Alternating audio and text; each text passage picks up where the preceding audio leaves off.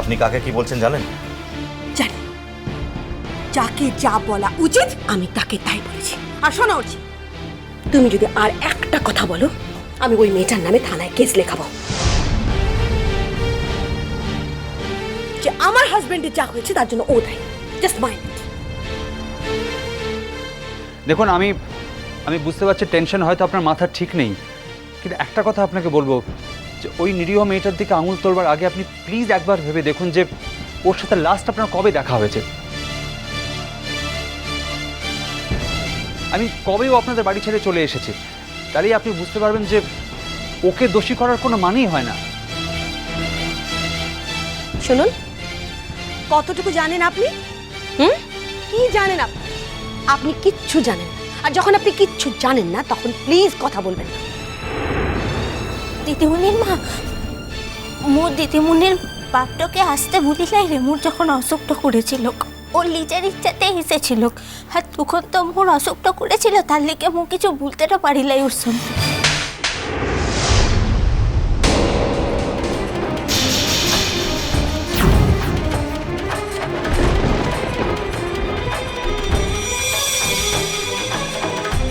এই, তুমি একটা শয়তান মেয়ে, তুমি একটা ডাইনি, বুঝলে? তুমি তুমি তুমি তুমি তুমি ন্যাকা ন্যাকা কথা বলে মানুষের মন গলাবার চেষ্টা করো, কিন্তু তুমি সব বোঝো। আর তুমি কি ভাবছো আমি কিচ্ছু বুঝি না? আমি বুঝি না যে তুমি কি চাও। চুপ চুপ করো না। আমি সব বুঝি। গ্রাম থেকে আসা একটা ভিখিরির মেয়ে, তুমি তুমি আমার মেয়ে শ্বশুর বাড়ির দখল নিয়েছো, এবার তুমি আমার সংসারে দখল নেবে না? পারবে না। একটা কথা মনে রেখো বাহা, আমি কিন্তু আমার মেয়ে নই, আমি কিন্তু আমার সংসার ছেড়ে যাব না। চুপ, প্লিজ মাঝখানে কথা বলবেন না। আমি আমার সংসার ছেড়ে গিয়েছিলাম। আমার স্বামী আমার সংসারে যদি ভালো হতো তাহলে আমি আর ফিরতাম না। আজ যখন আমার স্বামীর জীবনেরই কোনো ঠিক নেই, তখন কিন্তু আমি আর কোনো কিছু ছেড়ে যাব না। আর শোনো, আমি তোমার মতো লোভী নই।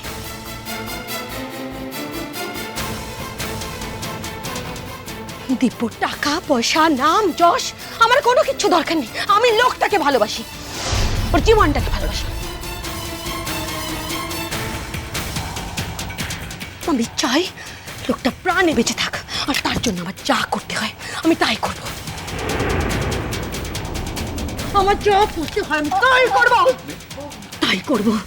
তোমার নিঃশ্বাসে না বিষ আছে। তুমি আমার সংসারে, আমার বাড়ি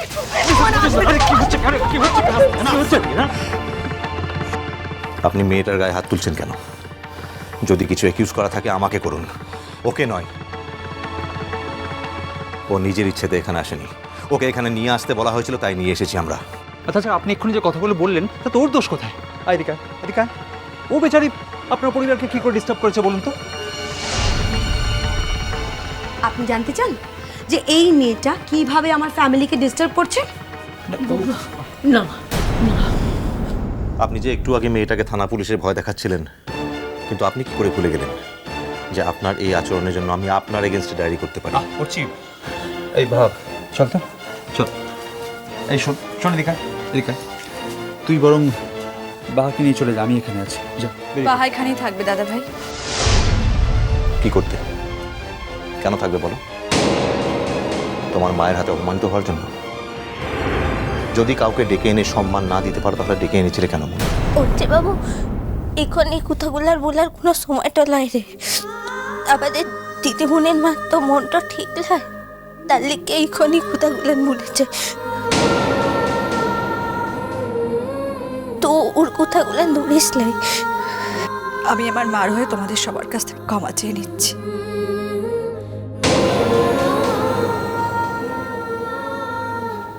বাহা, আমি তোমার কাছেও ক্ষমা চাইছি। দিদিমণি,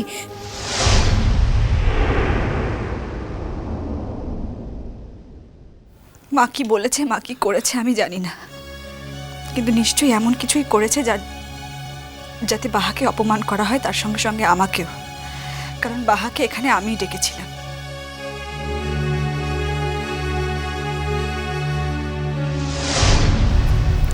মন, কেন ডেকে এনেছিলে বাহাকে এখানে? হুম, কি করবে বাহা এখানে? বাহার কি কাজ এখানে? তুমি খুব ভালো করে জানো মা যে বাহাকে এখানে কেন প্রয়োজন, নতুন করে আমার বলার দরকার নেই।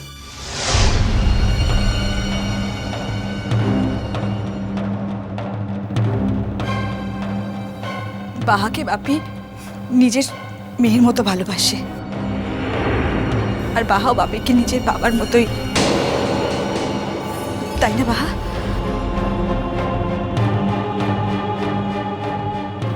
আমার বাপির জীবনের এই সংকটকালে আমার মনে হয়েছে যে বাহাকে একটা খবর দেওয়া উচিত।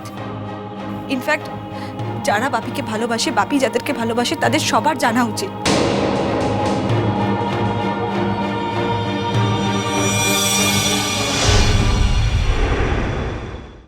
মন, আমরা কি কিছু করতে পারি? মানে কোনো প্রয়োজন হলে বলিস। আমরা কিন্তু এখানে সৌজন্য সাক্ষাৎ করতে আসিনি। জানি দাদা ভাই, যা করার ছিল করেছি, আর একটু পরেও বাপির অপারেশনটাও হয়ে যাবে। কয়েক ঘন্টার মধ্যেই আমার মনে হয় যে বাপি নতুন জীবন ফিরে পাবে।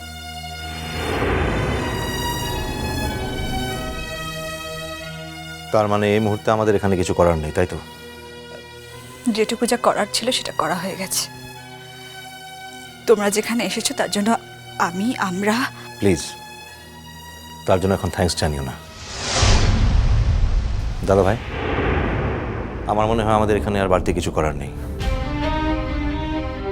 আমি অফিস যাই, তুমি বরং বাহাকে নিয়ে বাড়ি চলে যাও। বাহা এখানে থাক না দাদা ভাই, বাপির জ্ঞান ফিরলে ওকে দেখলে বাপির ভাল লাগবে। না রে মন, সেটা ঠিক হবে না।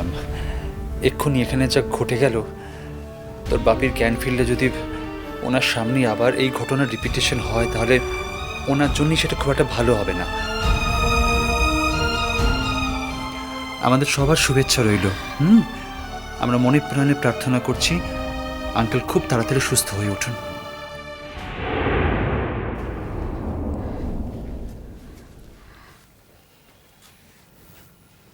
বাহা, তুমি এখানে থাকতে চাও না? পয়বন্তী, ওকে আটকেও না, যেতে দাও। আমার ছেলেটা যদি সুস্থ হয়ে ওঠে তাহলে সব উত্তেজনা থেকে দূরে রাখতে হবে। মু থাকে কিনা উঠছি বাবু? না, তুমি এখানে থাকবে না। তোমার কি মান সম্মান বোধ বলে কিছু নেই? সম্মান অসম্মান বলে কিছু নেই? তুমি এখানে থাকবে না, তুমি এক্ষুনি বাড়ি যাবে। লারে হচ্ছে বাবু, মানুষটাকে একবারের লিখেও চোখের দেখাটো দেখিলাই তো, তার লিখে ভাবছিলাম যদি একবার দেখা। বাড়তি কথা বলো না বাহা, যা বলছি তাই করো এক্ষুনি। না রে বাব, তুই চল এখন। মানে তোকে এখানে একা রেখে যেতে আমাদেরও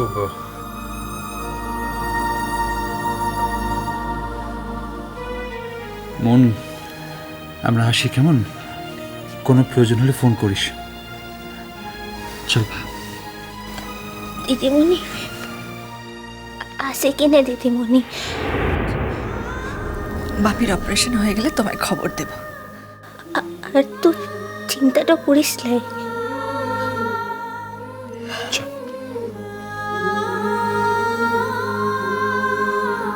ঠাম্মা, আমরা আসছি,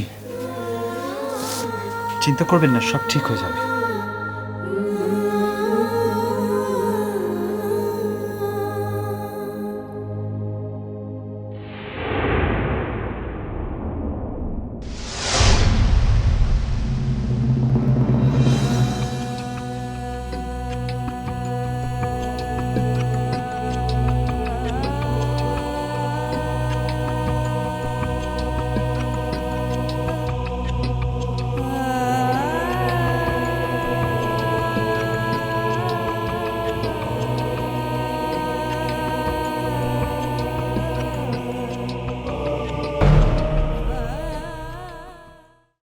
যেসব বলে গেছে কমলিকা, তাতে ওদের উপরে আমাদের রাগ হওয়া উচিত, তা না করে। ও দিদি ভাই, দিদি বাহাকে তো কোথাও দেখছি না, ও কোথায় গেল? মিষ্টি কুটু মিষ্টি কুটু মিষ্টি কুটু